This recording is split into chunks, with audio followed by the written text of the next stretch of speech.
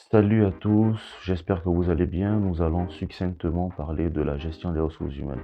Alors, qu'est-ce que c'est que la gestion des ressources humaines? C'est un ensemble de politiques et d'actions permettant aux entreprises d'ajuster quantitativement et qualitativement les ressources humaines à leurs besoins.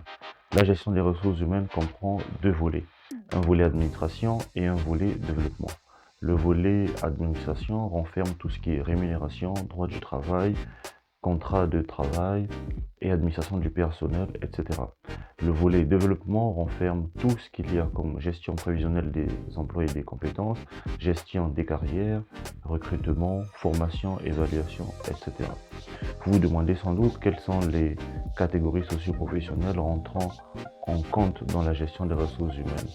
Nous pouvons vous répondre que toutes les catégories socio-professionnelles rentrent dans le cadre d'une politique de gestion des ressources humaines, notamment tous ceux qui ont le statut ETAM et IAC, mais aussi, et de plus en plus de nos jours, tout le personnel assujetti à une quelconque entreprise par un contrat soit de prestation ou de sous-traitance.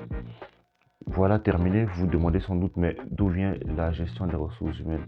A-t-elle toujours existé ainsi dans sa forme actuelle? Nous vous dirons que non. La gestion des ressources humaines, d'aussi loin que l'on puisse se souvenir, était déjà présente dans les années 1850, mais sous une autre forme et sous une autre appellation qui était celle de gestion du personnel ou fonction du personnel. Dans les années 1900 à 1970, pour que la gestion des ressources humaines puisse naître, se sont affrontés deux types de courants de pensée. Un courant de pensée moins humaniste, appelé Organisation scientifique du travail, mené par les ingénieurs Frédéric Winslow Taylor et Henri Fayol, et un courant beaucoup plus humaniste, mené par les psychologues Abraham Maslow et Frédéric Herzberg.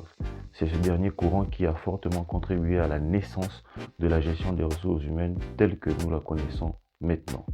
Et au fil des années, donc 70 à nos jours, la fonction a eu à revêtir le terme de gestion de ressources humaines et de plus en plus aujourd'hui aussi management des ressources humaines.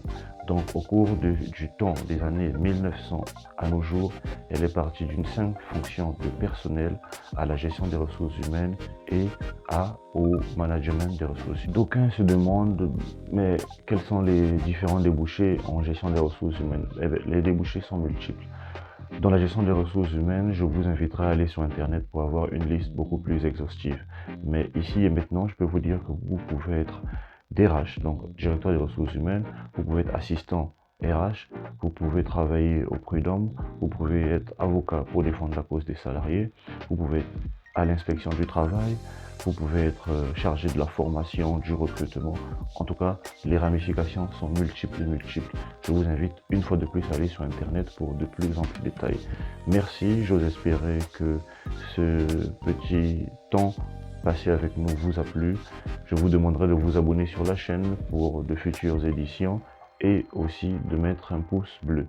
Merci, merci, merci. Ciao.